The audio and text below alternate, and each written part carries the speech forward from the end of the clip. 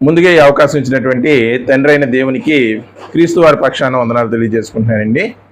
అదేవిధంగా కూడి వచ్చినటువంటి మీ అందరికి కూడా ప్రభునామమున వందనాలండి. ప్రభునందు ప్రియులారా, పరిశుద్ధ గ్రంథమైనటువంటి బైబిల్లో నుండి ఒక చక్కని మాట చూసుకొని మనం ఈరోజు వాక్య ధ్యానంలోనికి వెళ్దామండి.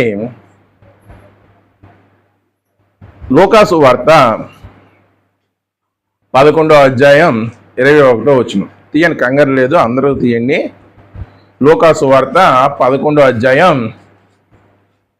21వ వచనం చదవండి. లూకాసు వార్త 11వ అధ్యాయం 21వ వచనం. బలవంతుడు ఆయుధములు ధరించుకొని తన ఆవరణమును కాచుకున్నప్పుడు చాలండి, అతని సొత్తు భద్రముగా ఉండును.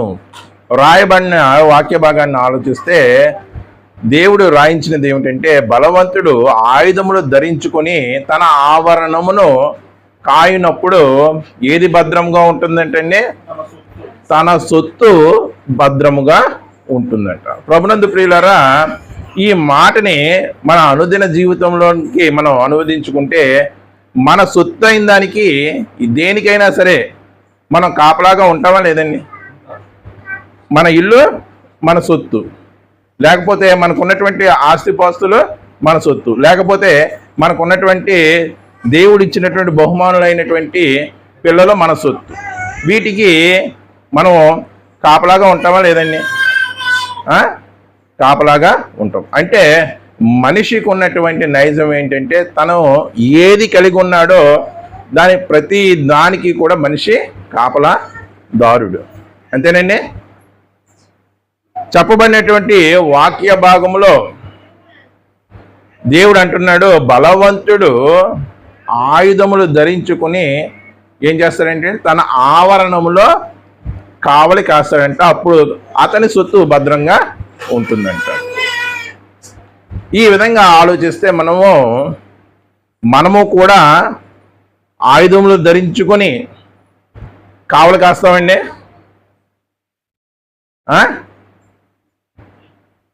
ఆయుధములు ధరించుకొని కావలి కాస్తాం లేదా? చెప్పాలండి.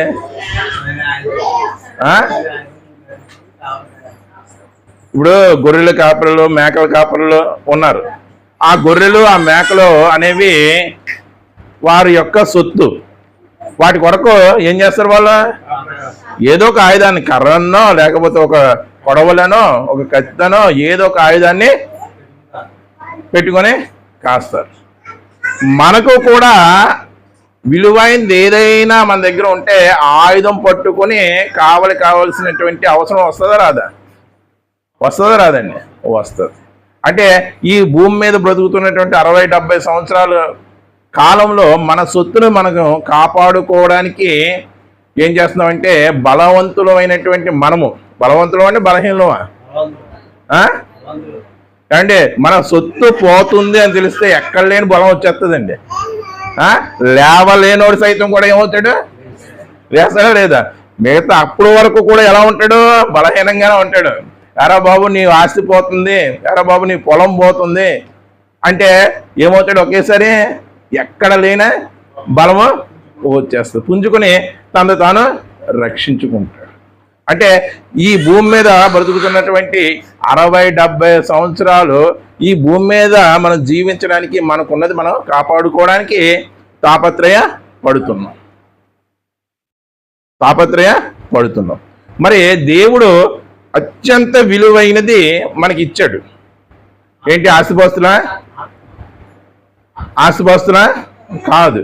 మరి ఏంటంటే రక్షణ అనే భాగ్యం. బాప్తీసం ద్వారా నువ్వు రక్షణ మార్గంలో నడుస్తూ ఉన్నావు. నడిచేసావు కాదండి, నడుస్తూ ఉన్నావు. అంతం వరకు నీ విశ్వాసాన్ని కాపాడుకుంటేనే నువ్వు గమ్యానికి చేరినట్టు. అంటే మన దగ్గర ఎటువంటి భాగ్యం ఉంది? కోట్లు అనే భాగ్యం మన దగ్గర లేదు. విస్తారమైన పొలాలు అనే భాగ్యం మన దగ్గర లేదు. మరి ఎటువంటి భాగ్యం ఉందంటే రక్షణ అనే భాగ్యం ఉంది. ప్రభునందు ప్రియులారా, రక్షణ అనే భాగ్యం మన దృష్టిలో విలువైందా కాదా? విలువైందా కాదా? లోకస్తుల దృష్టిలో అది విలువైంది కాదు. కానీ యేసుక్రీస్తు వారు తన స్వరక్తం ఇచ్చి మనకి ఏమనుగ్రహించారంటే రక్షణ అనే భాగ్యాన్ని అనుగ్రహించారు. రక్షణ మార్గంలో నిన్ను కడిగి పవిత్రపరిచి నిలబెట్టారు. ఈ మార్గంలో నడువు బిడ్డ అని. నడవాలా లేదా? నువ్వు నడవాలంటే నీ దగ్గర ఏం కావాలి? బలం. ఏం కావాలండి? బలం. నీ దగ్గర ఉన్నటువంటి విలువైనటువంటి ఆస్తి ఏంటంటే ఇదిగో రక్షణ. అది నీకు ఎవరిచ్చారంటే నీ ప్రభువు సిలువలో ఆయన రక్తాన్ని కార్చి నీకు రక్షణ అనే భాగ్యాన్ని ఇచ్చారు. ఇదే మన జీవితంలో విలువైందిగా ఉండాలి. ఇదే మన జీవితంలో విలువైందిగా భావించాలి. ఇదిగో నా ప్రభువు ద్వారా నేను రక్షణ అనే భాగ్యాన్ని పొందుకున్నాను. ఇది చాలా విలువైనది. ఇది చాలా విలువైనది. దీన్ని చాలా జాగ్రత్తగా నేను ఏం చేయాలి? కాపాడుకోవాలి అనే తలంపు మనకుంటే మనం విశ్వాసం అంతము వరకు కూడా కాపాడుకుంటాం ఖచ్చితంగా. ఒకనాడు పౌలుకుంది ఇదే ఆలోచన, ఒకనాడు పేతురుకుంది ఇదే ఆలోచన, యేసు ప్రభువు శిష్యుల్లో అనేకులకు ఉంది ఇటువంటి ఆలోచన. ఏది విలువైందంటే ఇదిగో రక్షణ అనే భాగ్యమే విలువైంది. మొట్టమొదటిగా చదువుకునేటువంటి వాక్య భాగంలో ఒక్కసారి మనం మరలా వెళితే, ప్రభునందు ప్రియులారా, బలవంతుడు ఆయుధములు ధరించుకుని తన ఆవరణమును కాచుకున్నప్పుడు అతని సొత్తు భద్రముగా ఉండును. ఈ లోకంలో మనకున్న సొత్తు ఏంటి చెప్పుకున్నామండి ఇప్పటి వరకు?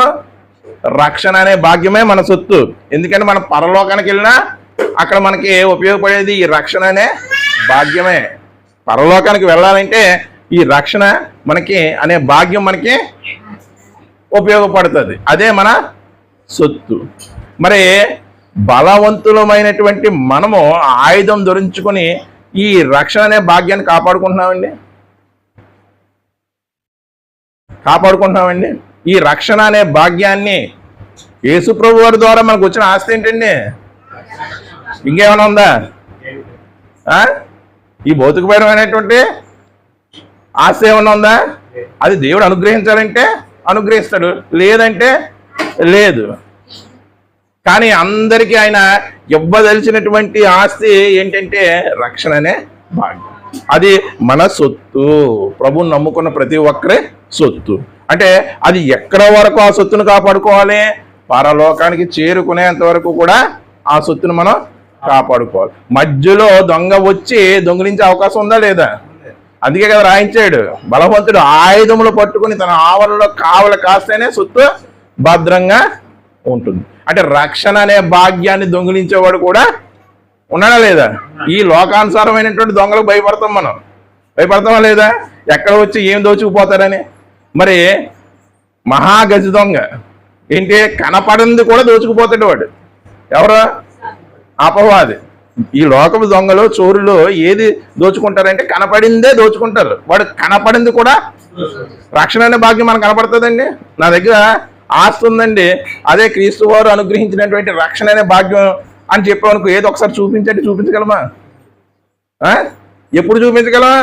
ప్రభు ప్రత్యక్షమైనప్పుడు చూపించగలం ఇది నా ఆస్తి అని. అందుకే కదా ప్రభువారు ఇక్కడ మీరు ఆస్తి సమకూర్చుకోకూడదు, ఎక్కడ సమకూర్చుకోమన్నాడు? పరలోకమందు సమకూర్చుకోమన్నాడు. మరి ఇటువంటి గొప్పదైనటువంటి రక్షణ భాగ్యాన్ని మనం కాయాలంటే ఎప్పటి వరకు? ప్రభు దినం వరకు ప్రతి ఒక్కరి రక్షణ వారు కావాల్సినటువంటి అవసరం ఉందా లేదా? ఆ సొత్తుని ఉంది. మరి ఈ విషయంలో మీరు ఆలోచించండి. ఈరోజు విశ్వాసులుగా పిలువబడుతున్న వారు బలవంతులుగా ఉన్నారా, బలహీనులుగా ఉన్నారా? చెప్పలేండి. బలవంతులుగా ఉన్నారా, బలహీనులుగా ఉన్నారంటే యేసుప్రభువు వారు చెప్పేశారు, మనుష్య కుమారుడు ఈ లోకమునకు వచ్చినప్పుడు నేను భూమి మీద విశ్వాసమును కనుగొందునా అన్నారు. ఏం కనుగొనలేరంటే అండి? ఏం ఫైండ్ అవుట్ చేయలేరంట? అంటే ఉండరా? చాలా తక్కువ మంది. నాశనము పో మార్గము విశాలముగాను, జీవమును మార్గము ఎలా ఉంటుంది? జీవమునకు పో మార్గం ఇరుకుగాను ఉంటుంది. అనేకులు చూస్తారు కానీ లేరు. అంటే దాన్ని బట్టి అర్థమవుతుంది ఏమిటంటే ఈ రక్షణ అనే భాగ్యాన్ని కొంతమందే ఏం చేస్తారు? భద్రపరుచుకోగలరు, ఆయుధములు ధరించి భద్రపరుచుకోగలరు. లేకపోతే దాన్ని వదిలేస్తే ఎక్కడికి వెళ్ళిపోతావు? నువ్వు డైరెక్ట్గా నరకానికి వెళ్ళిపోతావు. మనం బలవంతులం అయితే దేవుని దయ వల్ల మంచిదే, కానీ బలహీనులుగా ఉంటే ఈ రక్షణ అనే భాగ్యాన్ని సాతాను రోజు రోజుకి మన దగ్గర నుంచి దొంగిలిస్తుంటే మన పరిస్థితి ఏ విధంగా ఉంటుంది? తీర్పు దినాన్న చాలా భయంకరంగా ఉంటుంది. కాబట్టి ప్రభునందు ప్రియులారా, ఈరోజు మన ధ్యానాంశం అదే. మనం బలవంతులు కావాలంటే ఏం చెయ్యాలి? లేకపోతే మనం బలవంతులు కావాలంటే మనకి కావలసినవి ఏమిటి? మనం బలవంతులు కావాలంటే మనకి ధనం కావాలా? ధనబలం కావాలా? మనం బలవంతులు కావాలంటే మనకి జనం బలం కావాలా? లేకపోతే మనం బలవంతులు కావాలంటే మనకు కులం బలం కావాలా? మనం బలవంతులు కావాలంటే మనకి ప్రాంతీయ బలం కావాలా? ఏ బలాన్ని మీరు ఆపాదించుకోవాలి, ఏ బలాన్ని మీరు పొందుకోవాలని దేవుడు చెప్తున్నాడంటే, ఇదిగో రక్షణ అనే భాగ్యాన్ని కాపాడుకోవడానికి మీరు ఏం పొందాలి? బలాన్ని పొందుకోవాలి. మరి అటువంటి బలం మనకి ఏ విధంగా వస్తుంది? బలహీనమైనటువంటి రోగులుగా ఉన్నప్పుడు వారి దగ్గరికి వెళ్ళి పరామర్శించి మనం ఏమంటామండి? ఆలిక్స్ తాగండి, బూస్ట్ తాగండి, మంచి డ్రై ఫ్రూట్స్ తినండి, మీరు తొందరగా కోలుకొని బలము మీకు పుంజుకుంటుందని చెప్తాడు. మరి ఆధ్యాత్మికంగా బలం పుంజుకోవాలంటే, ఆధ్యాత్మిక బలం పొందుకోవాలంటే మనకి ఏం కావాలి? ఆధ్యాత్మిక బలం పొందుకోవాల్సినటువంటి అవసరం ఉందా లేదా? ఎందుకంటే రక్షణ అనే భాగ్యాన్ని కన్నం వేయడానికి ఒక గజదంగా కాచుకుని ఉన్నాడా లేదా? మరి అలాంటప్పుడు మనం ఆధ్యాత్మిక బలం పొందుకోవాల్సినటువంటి అవసరం ఉంది. మరి ఎలా పొందుకుంటాం? మనకు ఉన్నటువంటి ఆయుధం ఏంటి అండి? అబ్రహాము గారు కాపాడుకున్నారా విశ్వాసాన్ని? పౌలు గారు కాపాడుకున్నారా విశ్వాసాన్ని? పేతురు గారు కాపాడుకున్నారా విశ్వాసాన్ని? యోహాన్ గారు కాపాడుకున్నారా విశ్వాసాన్ని? వీళ్ళందరూ కాపాడుకున్నారా లేదా? ఏమన్నా ఆయుధాలు ధరించుకున్నారండి? ధరించుకున్నారా? ఏ ఆయుధాలు ధరించుకోలేదు. కానీ వారి ఆయుధాలు మన కంటికి కనపడవు.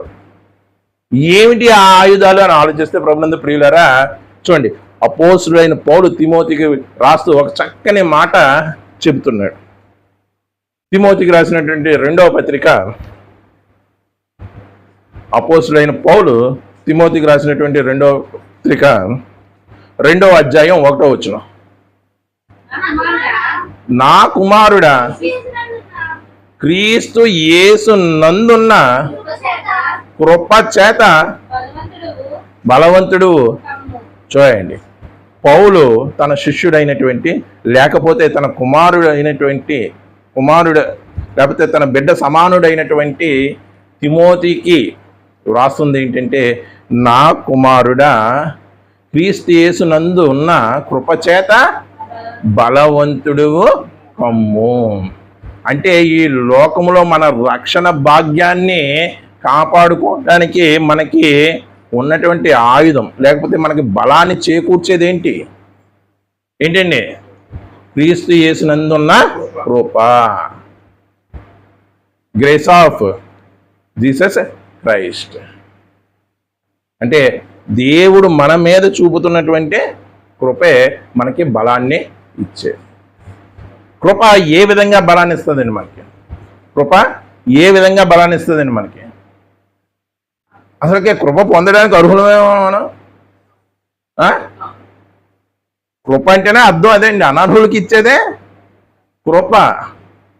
అర్హుడు పొందుకునేది హక్కు, అర్హుడు పొందుకునేది హక్కు, అనర్హుడు పొందుకునేది కృప.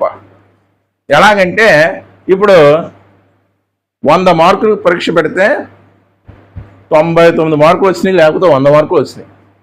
మొదటి బహుమతి పొందుకోవడానికి వీడికి ఏముంది? హక్కు ఉంది. మొదటి బహుమతి పొందుకోవడానికి హక్కు. నాకు 100కి 100 వచ్చాయి, నాకు కాకపోతే ఎవరికి ఇస్తారు అనే హక్కు ఉంది. అదే 34 మార్కులు వచ్చి ఆగిపోయినోడికి ఆ హక్కు ఉంటుందా? ఉంటుందా? పాస్ అవ్వడానికి ఎన్ని మార్కుల దూరంలో నిలిచిపోయాడు? 1 మార్కు. 30 మార్కులు పొందుకున్న వాడికి 5 మార్కులు. 32, 33 పొందుకున్న వాళ్ళకి 2, 3 మార్కులు తేడాలో నిలిచిపోయారు. వీళ్ళందరూ కూడా ఎవరు? అనర్హులు. దేనికి? ఉత్తీర్ణత సాధించడానికి వీరందరూ కూడా ఎవరు? అనర్హులు. అటువంటి వారి మీద ఒక్కొక్కసారి ప్రభుత్వం వారు దయదలిచి గ్రేస్ మార్క్స్ అని ఇస్తారు. ఏంటండి గ్రేస్ అంటే? ఏంటండి ఉచితం, కృప. గ్రేస్ అంటే ఉచితంగా దయచేసేది కృప. ఆ గ్రేస్ మార్క్స్ పొందుకుని పాస్ అయ్యి చక్కగా జీవిస్తున్న వారు కూడా ఉన్నారా లేదా సమాజంలో?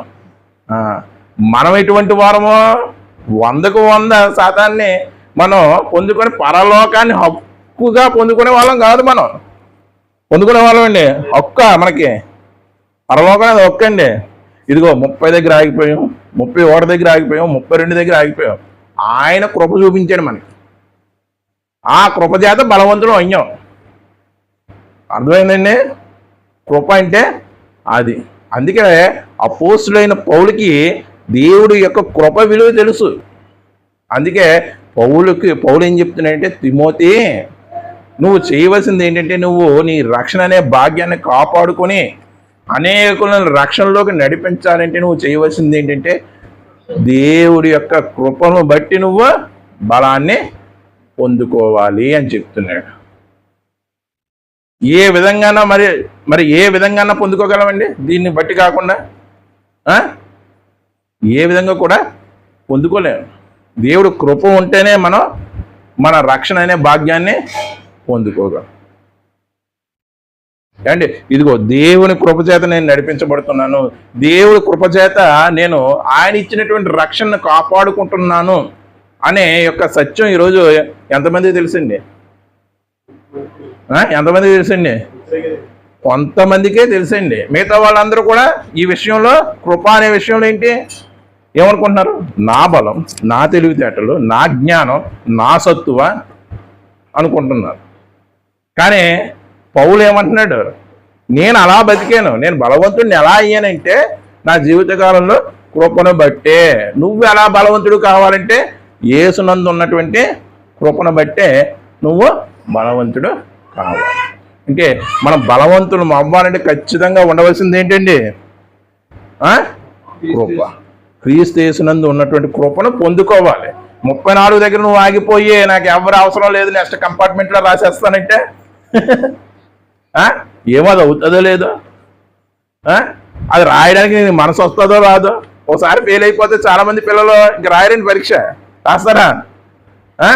ఏదో పనిబాటులో మునిగిపోయి తమ జీవితాన్ని ఏం చేసుకుంటారు? నాశనం చేసేసుకుంటారు. అందుకే కృప అనేది అత్యంత విలువైంది. ఆ దాని ద్వారానే మనం ఏం చేస్తామంటే బలవంతులము అవుతాం. మనకి బలహీనతలు ఉంటాయి. ప్రతి మనిషికి ఏముంటుందండి?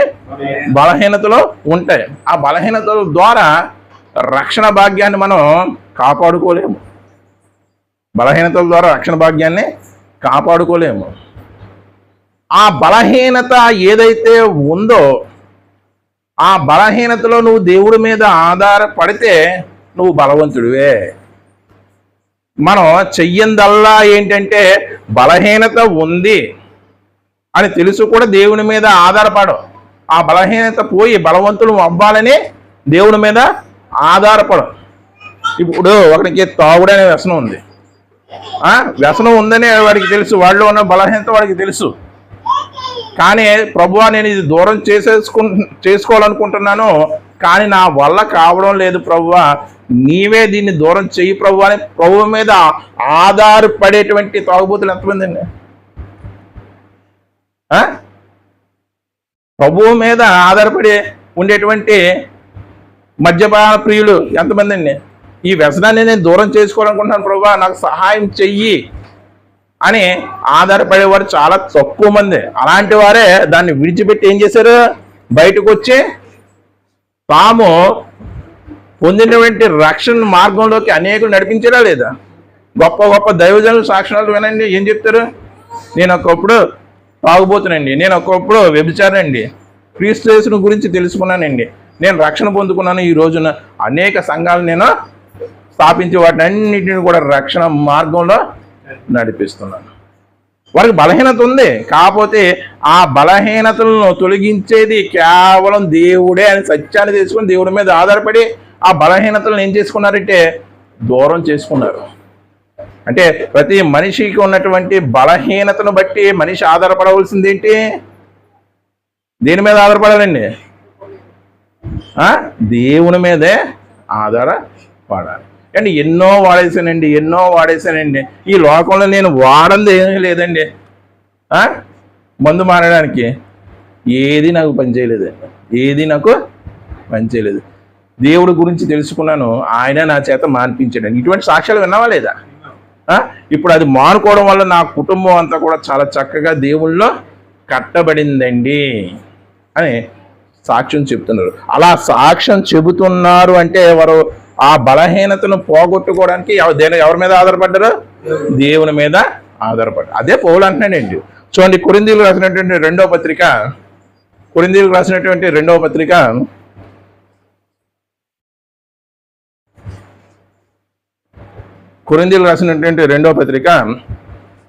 అధ్యాయం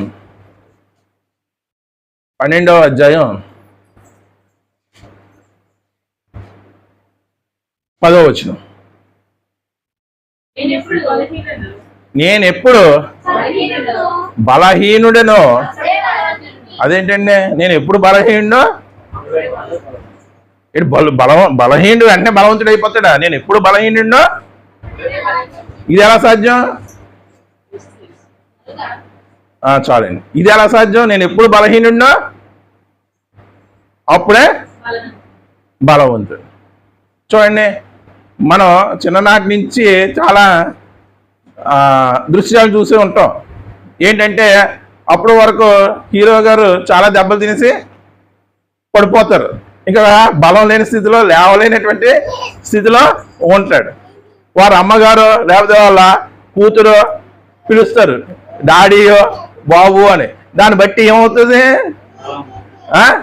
ఒకేసారి మళ్ళీ పడిపోయిన వాడు సైతం లేచి ఆ విలన్ని చెదక్కూడేసి వారందరినీ కూడా ఏం చేస్తాడు?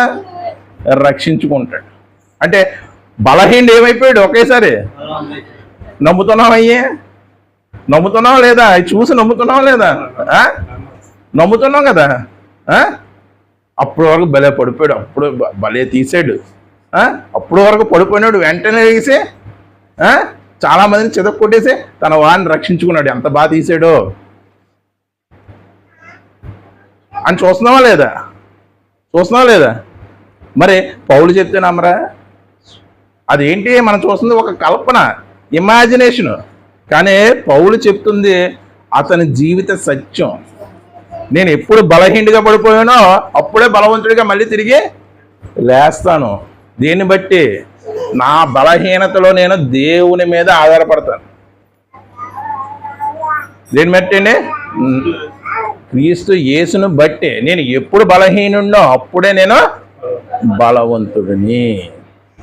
అంటే చూడండి, మనం రక్షణ అనే భాగ్యాన్ని కాపాడుకోవాలంటే మనం ధరించవలసినటువంటి ఆయుధం ఏంటంటే ఇదిగో యేసుక్రీస్తు నందు ఉన్నటువంటి కృప. ఇదిగో ఎప్పుడు బలహీనమో అప్పుడు దేవుని మీద ఆధారపడటమే ఆయుధం. ఏంటండి? ఆయుధం? ఆయన మీద ఆధారపడటమే ఆయుధం. ఎంత గొప్పగా ఉందో చూడండి. నేను ఎప్పుడు బలహీనుడినో అప్పుడు బలం.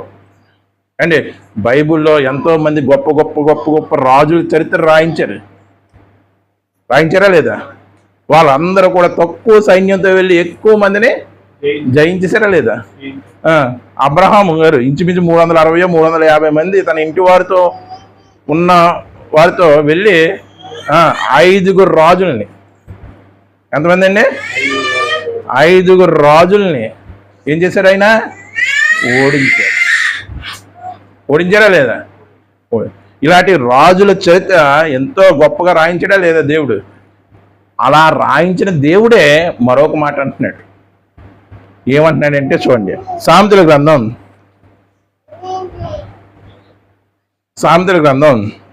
16వ అధ్యాయం 32వ వచనం. సామెతల గ్రంథం 16వ అధ్యాయం 32వ వచనం చూడండి. పరాక్రమశాలి కంటే దీర్ఘశాంతము కలవాడు శ్రేష్ఠుడు. చూడండి, 2వ భాగం చూడండి. పట్టణమును పట్టుకుని వాని కంటే తన మనస్సును. చూడండి, పట్టణము పట్టుకోవాలంటే ఎంత బలం కావాలండి? ఎరుకో పట్టణాన్ని పట్టుకోవాలంటే దేవుడు సహాయం చేయకపోతే ఇశ్రాయేలుకి ఎంత బలం కావాలి ఆ కోటగోడని కూల్చడానికి? ఆలోచించండి. మామూలుగా దేవుడు సహాయం లేకపోతే కేవలం ఇశ్రాయేల్ మాత్రమే ఎరుకో పట్టణాన్ని స్వాధీనపరుచుకోవాలంటే, ఆ ఎరుకో చుట్టూ ఉన్నటువంటి ప్రాకారాలను పడగొట్టాలంటే వారికి ఎంత బలం కావాలి? చాలా బలం కావాలి. ఒకవేళ దేవుడు సహాయం లేకుండా వాళ్ళు పడగొట్టేసి వారు ఆ పట్టణాన్ని గెలిచినా సరే దేవుడు ఏమంటున్నాడంటే, పట్టణము పట్టుకుని పరాక్రమశాలి కంటే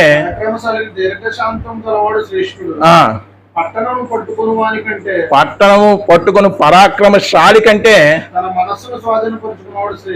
తన మనస్సును స్వాధీనపరుచుకునేవాడు శ్రేష్ఠుడు. అంటే ఇక్కడ శ్రేష్ఠుడు అని రాయించాడు, కానీ మనం ఆలోచిస్తే ప్రభునందు ప్రియులారా, పట్టణమును పట్టుకునే బలవంతుడు కన్నా ఎవరు బలవంతుడంటే తన మనస్సును స్వాధీనములో ఉంచుకునేవాడే బలవంతుడు.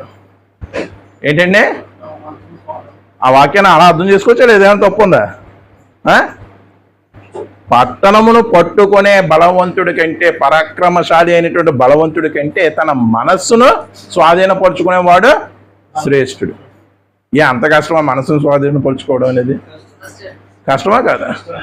అసలు మనకు వచ్చే తిప్పలన్నీ కూడా దానివల్ల. దేనికి స్వాధీనపరుచుకోలేకపోతున్నాం? దేవుడు మనం మనస్సు మీద స్వారీ చేస్తున్నాం. ఏం చేస్తున్నామండి? అందరూ గుర్రం మీద స్వారీ చేస్తారు కదా, అలా మనం ఏం చేస్తున్నాం? మనస్సు మీద స్వారీ చేస్తున్నాం. అదేమో తినంగా ఉంటుందా ఆ స్వారీ? ఉంటుందా? అలా వెళ్ళిపోద్ది, ఇలా వెళ్ళిపోద్ది, ఇలా మన ప్రయాణం సాగుతుందండి. గుర్రానికి అయితే కళ్ళు ఉంటుంది, మనసుకి కళ్ళాలు గంతలు ఉంటాయా?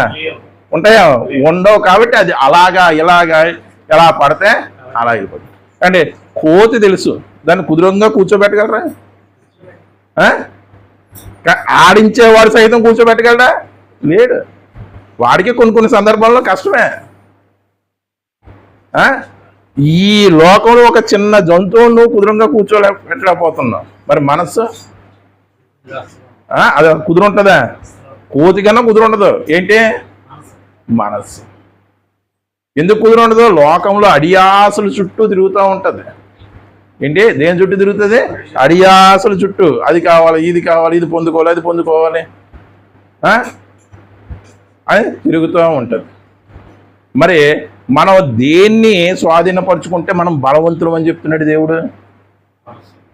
పట్టణాన్ని స్వాధీనపరిచేసుకుని దాని ఆస్తినంతా కూడా నువ్వు అనుభవించినా సరే నువ్వు బలవంతుడు కాదు. నీ రక్షణ అనే భాగ్యాన్ని కాపాడుకోవడంలో నీ మనసును నువ్వు ఎప్పుడు స్వాధీనపరుచుకుంటావో అప్పుడే నువ్వు బలవంతుడివి. మరి ఎలాగండి? కోతి లాంటి ఈ మనస్సును స్వాధీనపరుచుకోవడం ఎలాగంటే అది కేవలం దేవుని వాక్యం ద్వారానే.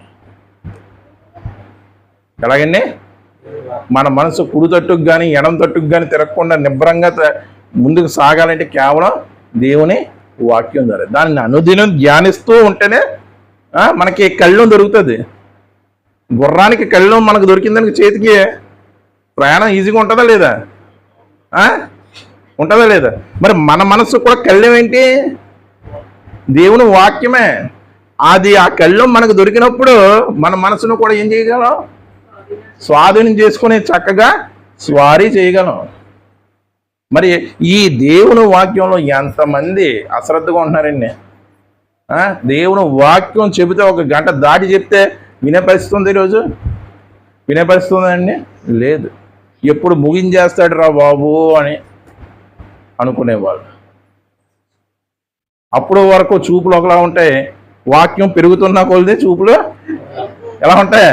చూపుల్లో తేడా వచ్చేస్తాయి, మొహం యొక్క హావభావాల్లో తేడా వచ్చేస్తాయి. పౌలు సాయంకాలం మొదలెట్టి తెల్లారుజాము వరకు చెప్పేవాడంటండి. అలా వినేవారు. దీర్ఘ ప్రసంగి సాయంత్రం మొదలెట్టి తెల్లారు వరకు చెప్పేవాడు. పోనీ వినడం లేదు. నీకు ఖాళీ సమయంలో అన్నా సరే వాక్యాన్ని ధ్యానిస్తున్నావంటే అది లేదు. బైబిల్ తీయడం చిన్న ముక్క చదువుకోవడం మూసేయడం, బైబిల్ తీయడం చిన్న ముక్క చదువుకోవడం మూసేయడం. ఎక్కువ కీర్తనలు సామెతలేండి మనకి. ఏంటి అవే చిన్న చిన్న వాక్యాలతో ఎండ్ అయిపోతాయి. అవే చిన్న చిన్న వాక్యాలతోనే ఎండ్ అయిపోతాయి. మనకి సౌలభ్యంగా ఉంటుంది, సౌకర్యంగా ఉంటుంది. కాబట్టి ఎక్కువగా ఏం చదువుతారు? కీర్తనలో. మరి మరొకటి దాని జోలికి వెళ్ళదు మనస్సు. వాక్యం విషయంలో కూడా అది తినం ఉండదు. పౌలు పత్రికలు చదువుతారా? పంచకాండాలు చదువుతారా? చదవరు. ఎందుకంటే అది చదవవలసి వస్తే సమయం వృధా అయిపోతుందనే భావన. కానీ ఏదైతే నిన్ను నరకాన్ని చేరుస్తుందో నీ మనస్సు, దాన్ని స్వాధీనపరచుకోవాలంటే నువ్వు ఖచ్చితంగా వాక్యం వినాలి, వాక్యాన్ని చదవాలి. ఈ రెండు లేనంతసేపు నీ ఆత్మ ఎక్కడ ఉంటుందంటే నరకం వైపు పరుగులు తీస్తూనే ఉంటుంది. దేవుడు చెప్పేశాడు కదా, పట్టణమును పట్టుకునే పరాక్రమశాలి కంటే, వాడి బలం కంటే ఎవరి బలం గొప్పదని చెప్పాడు? ఎవరి బలం గొప్పదని చెప్పాడండి? తన మనసును స్వాధీనపరుచుకునే వాడి యొక్క బలం గొప్పదే అని చెప్పాడు. అలా మనసును స్వాధీనపరుచుకుని మనం దేవుడి యొక్క రెండో రాకడికి నిరీక్షిస్తూ ఉంటే ఆ నిరీక్షణలోనే ఏముంటుంది? బలం ఉంటుందండి. ఏంటండి? నిరీక్షణలో ఏముంటుంది? ఏముంటుంది? బలం ఉంటుంది. ఎల్లుండ మన వారు వచ్చేస్తున్నారంటే లేవలేని వాళ్ళు సైతం లేచి ఏం చేసేస్తారో? పిండి వంటలు చేసేస్తారా లేదా? వాళ్ళకి కావాల్సింది వండి పెడతారా లేదా? ఆ గడి ఎప్పుడు వస్తుందో అని నిరీక్షిస్తూ ఉంటాం. ఏమ్మా ఏంటి మొన్నటి వరకు మంచం మీద ఉన్నావు, మరి మీ అబ్బాయి ఎల్లుండి వచ్చేస్తున్నాడంటే ఎంత బలం నీకు ఎలా వచ్చేసింది అంటే ఏమంటారు అలా? మా అబ్బాయిని చూసి చాలా రోజులు అయ్యింది బాబు. అందుకే ఓపిక చేసుకొని ఏంటంట ఓపిక చేసుకొని లిగిసి ఇవన్నీ కూడా వాడికి ఇష్టమని చేస్తాం. అంటే నిరీక్షణలో ఏముంది? నిరీక్షణలో ఏముందండి? బలం ఉంది. అదే దేవుడు చెప్పాడండి. అదే దేవుడు చెప్పాడు. యెషయా గ్రంథం 40వ అధ్యాయం 31వ వచనం. యెషయా గ్రంథం 40వ అధ్యాయం 31వ వచనం.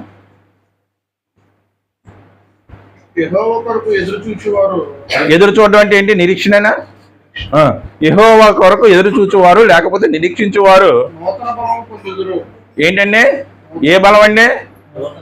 నూతన బలము పొందుదురు. చాలండి. అంటే దేవుడి కొరకు మనం ఎదురు చూడాలి. ఇదిగో నేను వెళ్తున్న వాడిని నేను అక్కడే ఉండిపోను, మరలా ఏం చేస్తానన్నాడు? తిరిగి వచ్చి మిమ్మల్ని అందరినీ కూడా తీసుకుని వెళ్తానని వాగ్దానం చేసాడా లేదా? నా తండ్రి ఇంత అనేక నివాసములు కలవు, ఒకవేళ లేకపోతే నేను మీతో చెప్తున్నాను, నేను మరలా వచ్చి మిమ్మల్ని తీసుకుని వెళ్తాను అని చెప్పారు. నా కొరకు నిరీక్షించండి అని చెప్పారు. మరి ఏ సమయం ఏ గడియో చెప్పారా?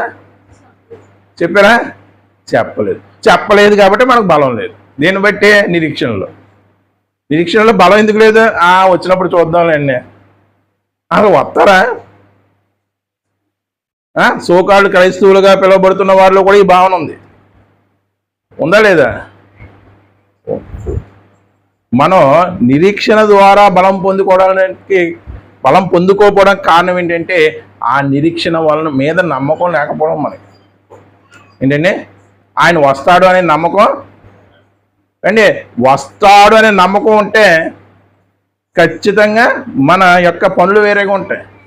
దేవుడి పనిలో ముందుకు వెళ్ళిపోతూ ఉంటాం. 24 గంటలు దేవుడా దేవుడా దేవుడా దేవుడా అంటాం. ఆ నమ్మకం లేకపోతేనే లోకంలో పడిపోతాం. తన కడుపులో బిడ్డ పడగానే తల్లి ఏం చేస్తుంది? రాబోయే బిడ్డ కోసం స్వెటర్లు అల్లుతుంది. వచ్చేది శీతాకాలం అని. అల్లుతుందా లేదా? ఏంటి ఆవిడ నమ్మకం? ఖచ్చితంగా నాకు బిడ్డ పుడతాడు, దేవుడు అనుగ్రహిస్తాడు, వాడికి చలికాలం వస్తే ఇబ్బంది కలుగుతుంది అని ఆ నిరీక్షణ బట్టి ఏం చేస్తుంది? ముందుగానే ఆ బిడ్డకు కావాల్సిందన్నీ కూడా సమకూరుస్తుందా లేదా? సమకూరుస్తుందా లేదా? మరి ప్రభు రాకడికి మనం సమకూర్చవలసింది ఏమైనా ఉందా లేదా? ఏంటి మనం సమకూర్చవలసింది ఆయన రాకడికి?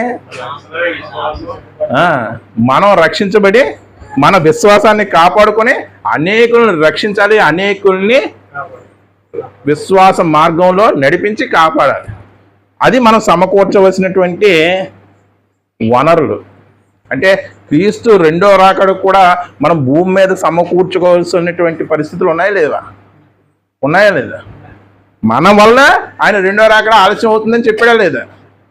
చెప్పాడా లేదా? మరి ఆయన నిరీక్షణ, ఆయన వస్తాడనే నిరీక్షణ కలిగి ఉంటే మనం ఈ పనులన్నీ ముందే చక్కబడుతాం. మరి ఈరోజు ఎవరికి వారు వారి పనుల్లోనే మునిగిపోయారు. అందుకే పౌలు బాధపడుతూ అంటాడు ఏమంటాడంటే, అందరూ వారి పనులే చూసుకుంటున్నారు కానీ క్రీస్తు యేసు పని ఎవరు కూడా విన్నారా లేదా మాట ఎప్పుడన్నా? అందరూ తమ సొంత కార్యములనే చూసుకుంటున్నారు కానీ క్రీస్తు యేసు వారి పని ఎవరో చూడను. ఎలా చూస్తారు? నిరీక్షణ లేదు. ఆయన వస్తాడనే నిరీక్షణ లేదు. నిరీక్షణ ఉంటే బలం పొందుకుంటావు. ఒక లేవలేనటువంటి తల్లి తన కొడుకు వస్తాడంటే ఎంత బలం పొందుకొని కావాల్సినవన్నీ ఎలా సిద్ధపరుస్తుంది? పరుస్తుందా లేదా? అలాగ దేవుడు వస్తాడనే నిరీక్షణ ఉంటే ఆ నిరీక్షణలోనే నువ్వు బలవంతుడు అవుతావా లేదా? అవుతావా లేదండి? ఖచ్చితంగా అవుతావు. అంటే నిరీక్షణ అనేది కూడా మన జీవితాల్లో ఏ విధంగా ఉంటుందంటే బలహీనంగానే. ఎప్పుడైతే నీ నిరీక్షణ బలం గొప్పగా ఉంటుందో అప్పుడు నువ్వు ఖచ్చితంగా ఏమవుతావంటే బలవంతుడివి అవుతావు. కీర్తనల గ్రంథం 127వ సంకీర్తన. కీర్తనల గ్రంథం 127వ సంకీర్తన 4వ వచనం చూడండి. యవ్వన కాలమందు పుట్టిన కుమారులు బలవంతుని చేతిలోని బాణం వంటి వారు. అంటే దీన్ని బట్టి, ఈ వాక్యాన్ని బట్టి బలవంతులు ఎవరండి? మీరు చదివారు కదండి వాక్యం. యవ్వన కాలంలో పుట్టిన కుమారులు బలవంతుని చేతిలో. అంటే ఎవరు బలవంతులు? యవ్వన కాలంలో పుట్టిన కుమారులు బలవంతుని చేతిలో. అంటే బలవంతుడే బాణం విసిరితే ఇంకా బాణం ఇంకెంత బలంగా ఉంటుంది?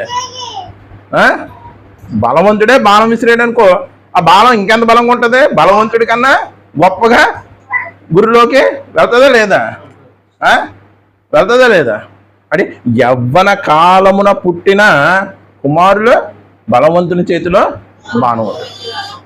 ఈ మాటను లోకానికి ఆపాదిందాం.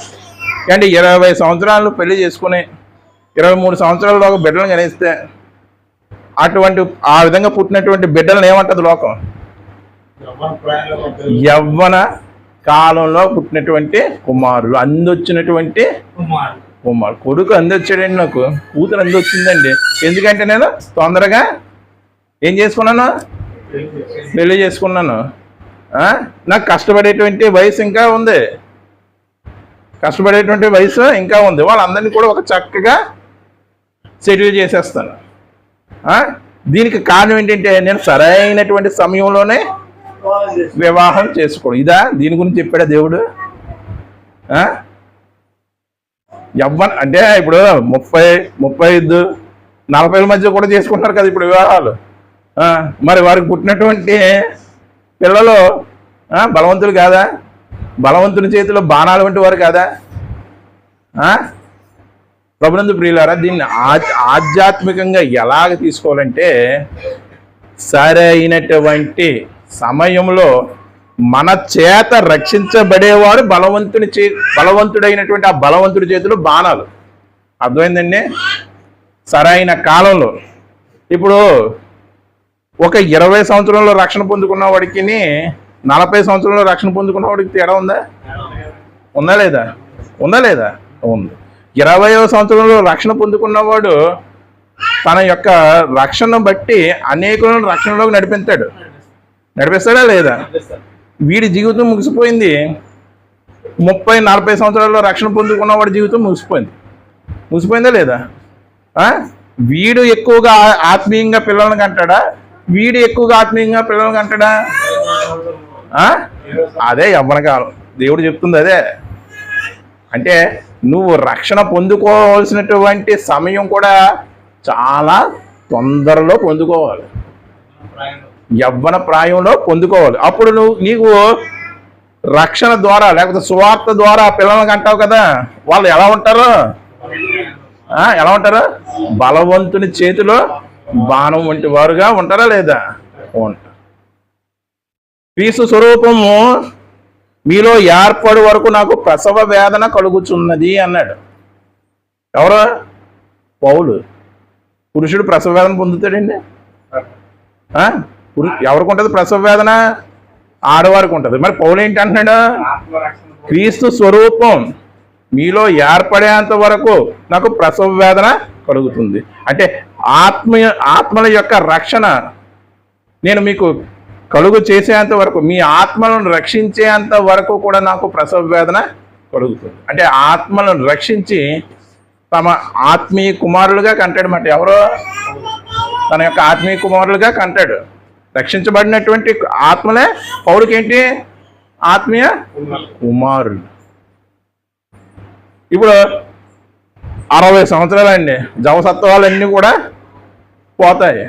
అప్పుడు రక్షించబడ్డావు. నీ ద్వారా ఇంకెంతమంది రక్షించబడతారు? అప్పుడు అతను నిలబడ్డమే కష్టం. నువ్వు మరి వీధిలోకి వెళ్ళి సువార్త ఏం ప్రకటిస్తావు? మరి నువ్వు ఎలా రక్షిస్తావు? మరి అప్పుడు నువ్వు ఆత్మీయంగా ఒకవేళ పిల్లల కన్నా సరే వాళ్ళని కొంతవరకైనా నడిపించగల శక్తి నీకు ఉంటుందా? పౌలు పిల్లలకని ఆత్మీయంగా వదిలేసాడండి. వాళ్ళని ఎప్పటికప్పుడు ఏం చేస్తూ ఉంటాడు? సవరించుకుంటా వచ్చాడు. మరి నువ్వు 60 సంవత్సరాలు 70 సంవత్సరాలు రక్షణ పొందితే నీకు పుట్టిన బిడ్డను సాగలవా? ఆత్మీయంగా సాగలవా? అదే చెప్తున్నా. అప్పుడు బలవంతులుగా ఉంటారా? బలవంతుని చేతిలో బాణాలుగా ఉంటారు వాళ్ళు బలవంతుని చేతిలో బాణంగా ఉండలేరు. అందుకే రాయించాడు దేవుడు, యవ్వన కాలంలో పుట్టిన కుమారులు అంటే మనం ఆత్మీయంగా దాన్ని తీసుకోవచ్చు. వారు ఎలా ఉంటారంట? బలవంతుని చేతిలో బాణం వంటి వారే ఉంటారంట. చూడండి, నువ్వు యవ్వన కాలంలో యవ్వనస్తులారా మీరు ఏమన్నాడు దేవుడు? బలవంతులు అనడా లేదా? యవ్వనస్తులారా మీరు అంటే రక్షణ అనే భాగ్యాన్ని ఎప్పుడు పొందుకోవాలంటే యవ్వన కాలంలోనే పొందుకోవాలి. అండి మన యొక్క పరిచర్యకి ఎవరు కావాలని కోరుకుంటామండి మనం ఎక్కువగా? వాళ్ళన్నా ఏదైనా ఎక్కగలరు, ఏదన్నా దింపగలరు, ఏదన్నా కట్టగలరు, ఏదన్నా చేయగలరు. మరి వయసు మళ్ళిన వారు చక్కగా వారు ముందు జీవితంలో చేసి ఉండొచ్చు, కానీ వారి వయసు రీత్యా కూడా వాళ్ళు చేయలేదు. దేవుడికి కూడా ఎవరు కావాలి? అపవాదికి కూడా ఎవరు కావాలి? చూడండి, ఇప్పుడు లోకంలో ఎంతమందిని తగలేసేస్తుందా లేదా? యవ్వనస్తులారా మీరు బలవంతులు అని దేవుడు అన్నాడు. ఎప్పుడు బలవంతులు? ఆయన చేతిలో బాణం కింద ఉంటేనే మీరు బలవంతులు, లేకపోతే మీరు కూడా బలహీనులు. అంటే మనం ఎప్పుడు బలవంతులు అవుతామంటే సరైన సమయంలో రక్షణ పొందితే మనం బలవంతులము. అంటే స్త్రీ పురుష భేదము లేకుండా కాన్పు ఉందా లేదా? ఉందా లేదా? ఏంటి ఆ కాన్పు? ఆత్మీయ కాన్పు. అది స్త్రీకి వర్తిస్తుంది, పురుషునికి. అది బైబిల్ చెప్పినటువంటి సత్యం. అదేంటంటే ఎప్పుడైతే నీ యవ్వన కాలంలో నువ్వు రక్షించబడి దేవుళ్ళో నడపబడతావో అప్పుడు నువ్వు బలవంతుడు అవుతావు, బలాన్ని పొందుకుంటావు. అప్పుడు నీ సొత్తు అయినటువంటి రక్షణ భాగ్యాన్ని నువ్వు కాపాడుకోగలవు. అదే కీర్తన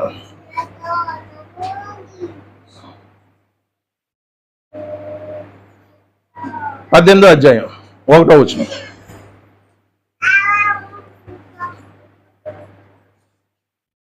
పద్దెనిమిదవ సంకీర్తన 1వ వచనం.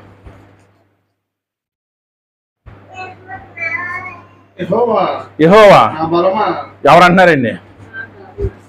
చాలండి, ఎవరంటున్నారు? దావీదు. ఏమంటున్నాడు? యెహోవా నా బలం. ఏ స్టేజ్లో ఉన్నప్పుడు అన్నాడు? తన గొర్రెల కాపరిగా ఉన్నప్పుడు కూడా యెహోవా నా బలమా అన్నాడు. తన రాజుగా ఉన్నప్పుడు కూడా యెహోవా నా బలమా అన్నాడు. అడవుల్లో పడి నిరాశ్రుడు అయినప్పటికీ కూడా ఏమంటున్నాడు? యెహోవా నా బలమా అంటున్నాడు. చాలండి, మనము ఏ స్థితిలో అయినా సరే ఈ మాట అనగలగాలి. ఏంటండి? ఏ స్థితిలో ఉన్నా సరే మనం ఈ మాట అనగలగాలి. ఏమని? యెహోవా నామం. ఏమంటే నేను నామాన్ని స్మరించానండి, ఆ నామస్మరణం వలన నాకు ఎనలేని శక్తి వచ్చేసిందని ఈ లోకంలో చెప్తారా లేదా? అంటే నామస్మరణ చాలా గొప్పదని చెప్తారా లేదా? దావీదు కూడా ఏ పరిస్థితుల్లోనైనా సరే నామస్మరణ చేశాడండి. ఏ నామస్మరణ? యెహోవా నా బలమా అన్నాడా లేదా? ఇదిగో 18వ కీర్తనలో అన్నాడు, 22వ కీర్తనలో అన్నాడు, 59వ కీర్తనలో కూడా అన్నాడు. చాలా చోట్ల దావీదు మొదలెట్టడమే యెహోవా నా బలం, నామస్మరణ. ఆయన నామస్మరణలోనే ఏముంది? బలం ఉంది. ఉందా లేదా? భయపడినప్పుడు లోకంలో ఏదో బలం పొందుకోవడానికి నామస్మరణ చేస్తారా లేదా? మనము కూడా ఏం చేయవలసిన వాళ్ళమై ఉన్నామో? లోకం చేసినట్టు నామస్మరణ కాదు, ఇదిగో దావీదు చేసినట్టు యెహోవా నా బలమా. అంటే ఆయన స్మరణ అంటే ఏంటండి? ఆయన నామాన్ని గుర్తు చేసుకోవడం. నామస్మరణ అంటే పెద్ద ఏమీ లేదు, నామాన్ని పేరును గుర్తు చేసుకోవడమే. ఏంటి? యెహోవా నా బలము, నా కోట, నా శృంగము, ఇంకా చాలా చాలా చాలా అన్నాడా లేదా? అంటే ఆయన నామస్మరణ వలనే మనం ఏం పొందుకుంటామండి? బలాన్ని పొందుకుంటాం. అండి నామాన్ని స్మరిస్తారండి ఎప్పుడు బాధ కలిగినప్పుడు, అయ్యో దేవుడా. ఏంటండి? అయ్యో దేవుడా. దేవుడే ఉంటే నాకు ఈ కష్టాలు వచ్చేదినా? అసలు దేవుడు ఉన్నాడు అంటాడు. అదే చెప్పాడు దేవుడు, నీ ప్రభువు అయినటువంటి యెహోవా నామమును నువ్వు వ్యర్థముగా ఉచ్చరింపకూడదు. వ్యర్థంగా ఉచ్చరించడం అంటే ఏంటి? దేవుడు అంటే నాకు కష్టం వచ్చినా, అసలు దేవుడు అంటే నేను ఎలా ఉండునా, ఆ మాటలు ఏంటి? వ్యర్థంగా ఆయన నామాన్ని ఉచ్చరిస్తున్నాం. ఎక్కడ ఉచ్చరిస్తున్నాం? జనులలో ఉచ్చరిస్తారా లేదా? ఈరోజు సోకాల్డ్ క్రైస్తవులు కూడా అంటారా లేదా?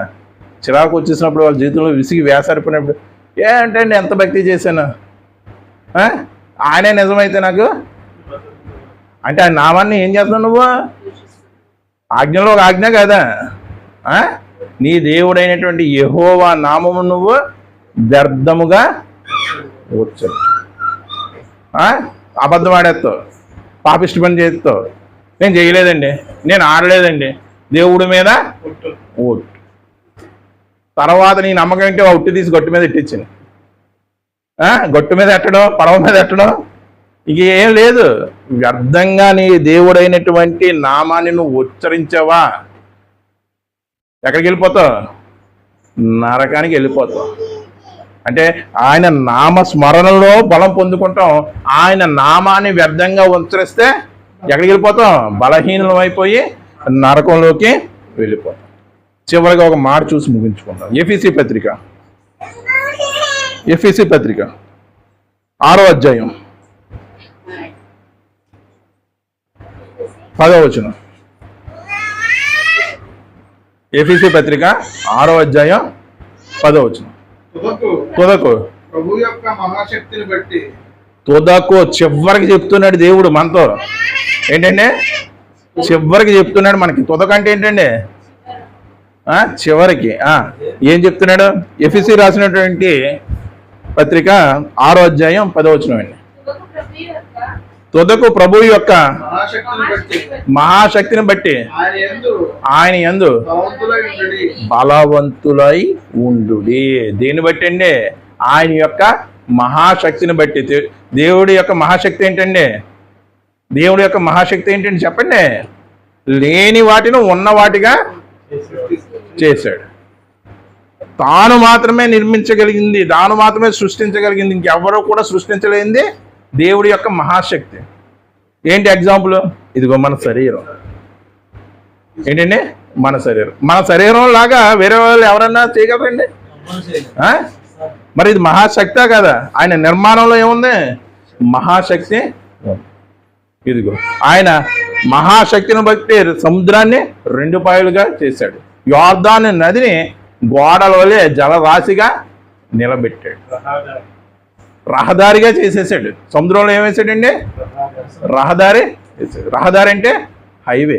ఏమేసాడు? సముద్రంలో హైవే. ఎలా ఉన్నాయి నీళ్లు? గోడల వలె ఉన్నాయా లేదా?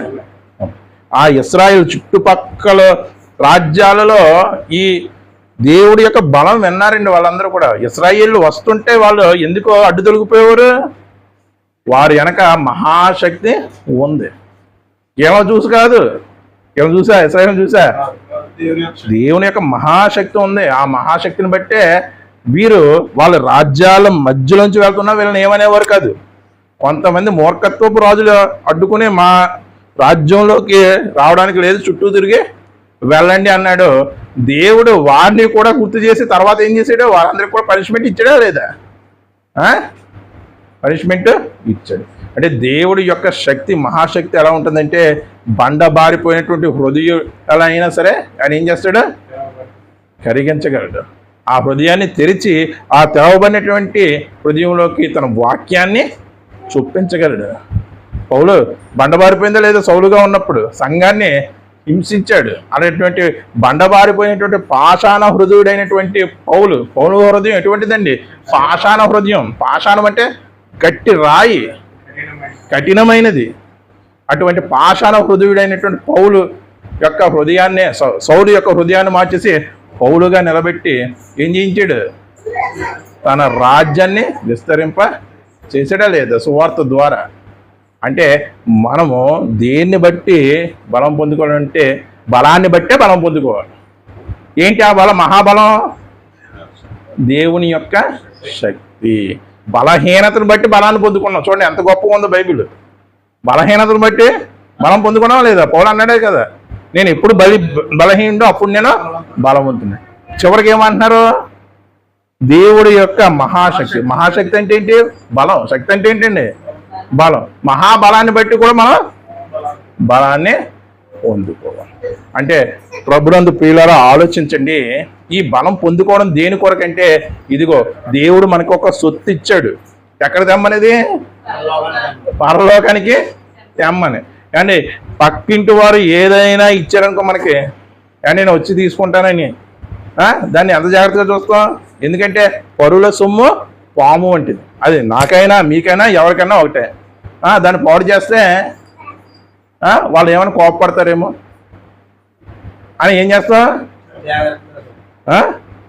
చాలా జాగ్రత్తగా చూసి వాళ్ళు వచ్చిన తర్వాత ఏం చేస్తాం?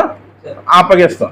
అలా అప్పగించకపోతే వాళ్ళ దృష్టిలో నువ్వు నమ్మకస్తుడు కాదు. దేవుడు కూడా సొత్తు అప్పగించాడు. ఆ రక్షణ అనే భాగ్యం మనం పొందుకున్నది, అది మనదా. ఆయన ఉచితంగా కృపచేత అనుగ్రహించాడు. దాన్ని ఎక్కడ తీసుకురమ్మన్నాడు? పరలోకం వరకు. అంతవరకు ఆ సొత్తును కాపాడుకో అన్నాడు. ఆ సొత్తును కాపాడుకోవాలంటే మనం ఏమవ్వాలి? ఆయుధములు ధరించుకొని బలవంతులము అవ్వాలి. మరి ఏమిటి ఆయుధాలు అంటే? ఇదిగో ఆయుధాలు అంటే దేవుని యొక్క కృప. ఆయన యందు బలహీనులుగా ఉన్న మనం ఆయన యందు ఆధారపడడమే ఆయుధం. ఏంటంటే ఒక కృప ఆయుధం. ఆయన మీద ఆధారపడడమే ఆయుధం. ఆయన వాక్యం ద్వారా మనసుకు కళ్ళం వేసుకోవడమే ఆయుధం. ఇంకేం చెప్పారు దేవుడు?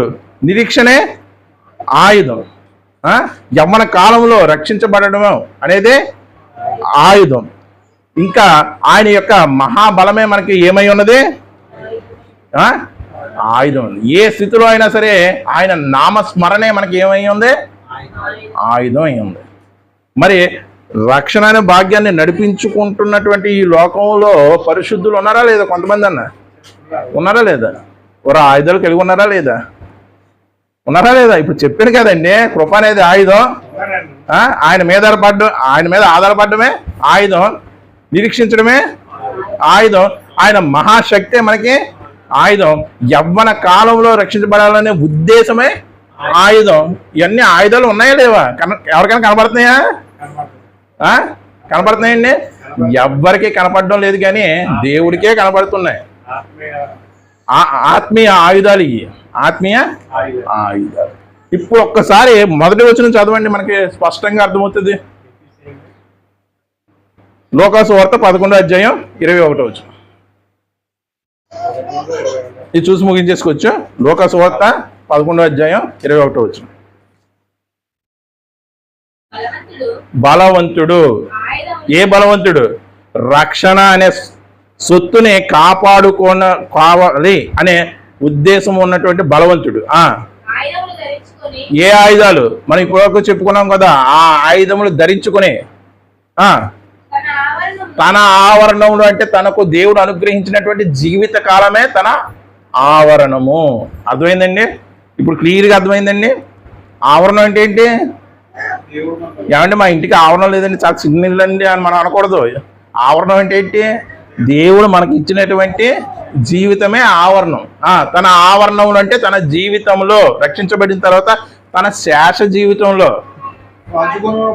కాచుకున్నప్పుడు అతని సొత్తు అంటే ఏంటి? రక్షణ అనే భాగ్యం భద్రంగా ఉంటుంది. ఇదండి రక్షణ అనే భాగ్యాన్ని కాపాడుకోవాలంటే మనం ఏమై ఉండాలి? బలవంతులమై ఉండాలి. మరి ఏ విధంగా బలవంతులమై ఉండాలో ఇప్పటి వరకు మనం దేవుని వాక్యం ద్వారా గ్రహించము. ఎవరిలో అన్నా సరే ఇంకా బలహీనతలు ఉంటే ఈ వాక్యం మనల్ని హెచ్చరిస్తుంది. మీరు బలవంతులు అవ్వవలసినటువంటి అవసరం ఉంది. ఒకవేళ బలహీనతలు ఉంటే దేవుడి నామంలో అది తీసేసుకోవచ్చు. బలవంతులు అవుదాం. అట్టి కృప దేవుడు మనందరికీ అనుగ్రహించును గాక. ప్రార్థన చేసుకున్నాం.